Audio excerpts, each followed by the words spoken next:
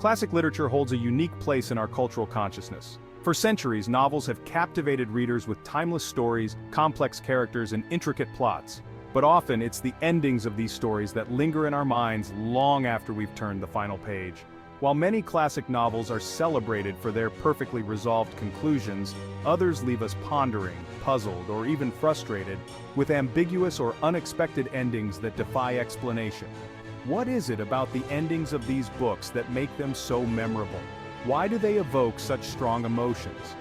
This article explores the unexplainable truth behind some of the most famous classic book endings. The ending of The Great Gatsby, a 1925 novel by American writer F. Scott Fitzgerald, is as haunting as it is iconic. After Gatsby's tragic death, Nick Carraway reflects on the futility of his pursuit of the American dream, concluding that we beat on, boats against the current, borne back ceaselessly into the past. This melancholic line encapsulates the novel's central themes of longing, unattainable dreams, and the inevitable pull of the past. But what makes the ending so unforgettable is its ambiguity.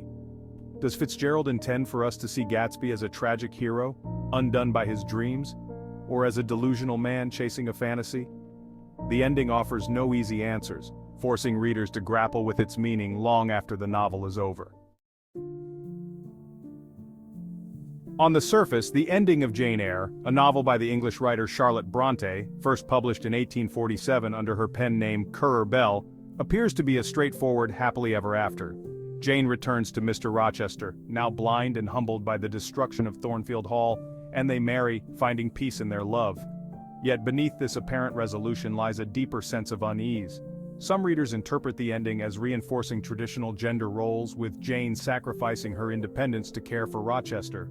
Others see it as a feminist triumph, with Jane asserting her autonomy and returning to Rochester on her own terms.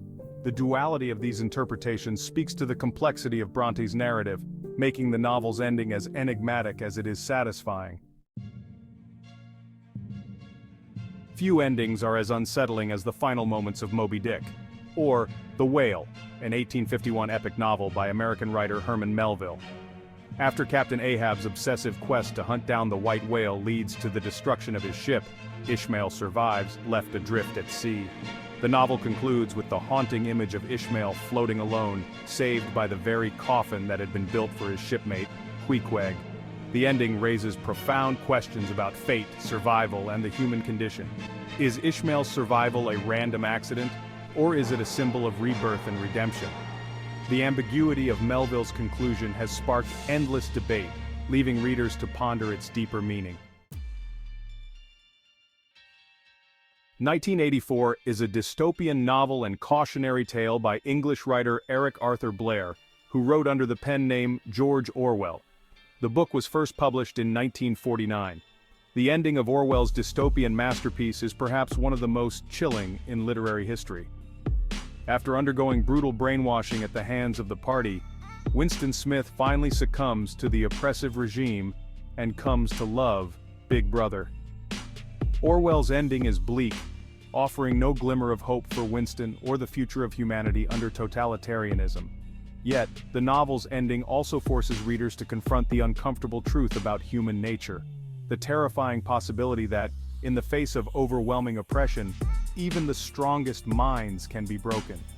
The unexplainable truth behind the ending lies in its psychological depth and its harrowing depiction of the loss of individuality. Leo Tolstoy's novel, Anna Karenina, first published in 1878, was initially released in serial installments from 1875 to 1877. Tolstoy's novel deals with themes of betrayal, faith, family, marriage, imperial Russian society, desire, and the differences between rural and urban life. The story ends with tragedy, as the titular character throws herself in front of a train, driven to despair by her tumultuous love affair with Count Vronsky. The novel's final section shifts away from Anna's fate and focuses instead on the life of Levin, whose spiritual journey concludes on a note of redemption. Yet, for many readers, Anna's tragic end remains the heart of the story, leaving a lingering sense of incompleteness. Why does Tolstoy juxtapose Anna's downfall with Levin's moral awakening?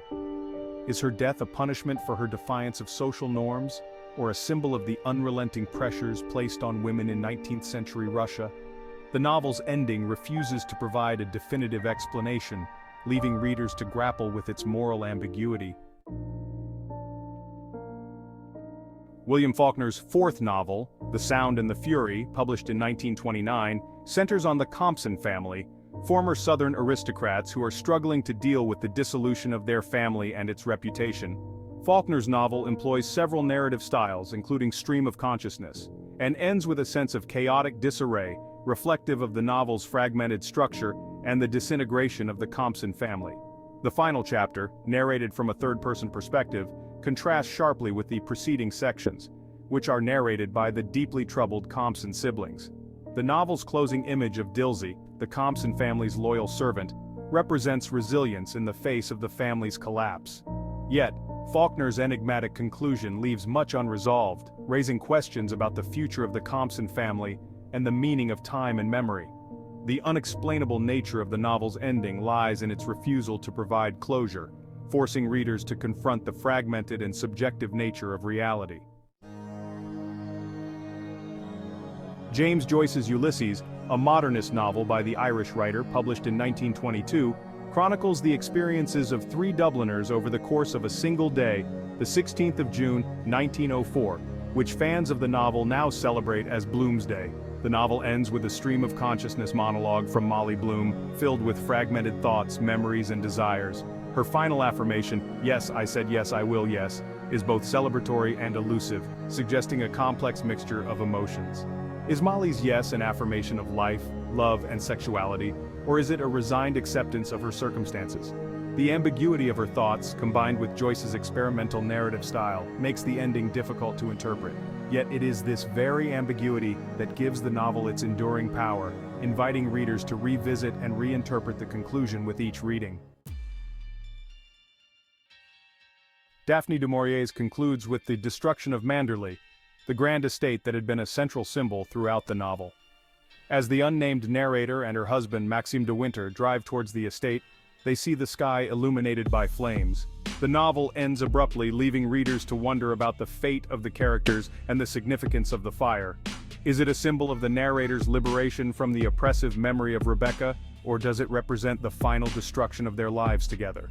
The novel's ambiguous ending allows for multiple interpretations, contributing to its lasting allure. Franz Kafka's ends with a scene that is both shocking and deeply unsettling. Joseph K., the protagonist, is executed without ever learning the nature of the crime he has been accused of. The novel's conclusion offers no resolution or explanation, leaving readers in a state of confusion and unease. This sense of existential uncertainty is central to Kafka's work, as he explores the absurdity of modern life and the inescapable nature of bureaucratic power. The unexplainable truth behind the ending lies in its stark portrayal of the human condition, where meaning is elusive and justice is arbitrary. Charles Dickens originally wrote two different endings for. In the revised version, Pip and Estella meet again years after their tumultuous relationship, and the novel ends with a note of ambiguity about their future together. Pip famously remarks, "I saw no shadow of another parting from her." Yet, the novel offers no clear indication of whether they will rekindle their romance or simply go their separate ways. The ending leaves readers in a state of uncertainty, reflecting the novel's themes of personal growth, regret, and the complexities of human relationships. It's this openness to interpretation that makes the conclusion so enduring. The endings of classic novels often defy easy explanation. They challenge us, provoke us, and linger in our minds long after we've finished reading. Whether through ambiguity, unresolved questions, or profound philosophical insights, these conclusions remind us of the complexity of life and the many shades of truth that literature can reveal. Perhaps the unexplainable nature of these endings is what makes them so powerful, as they invite us to look beyond the surface and explore the deeper truths hidden within the stories.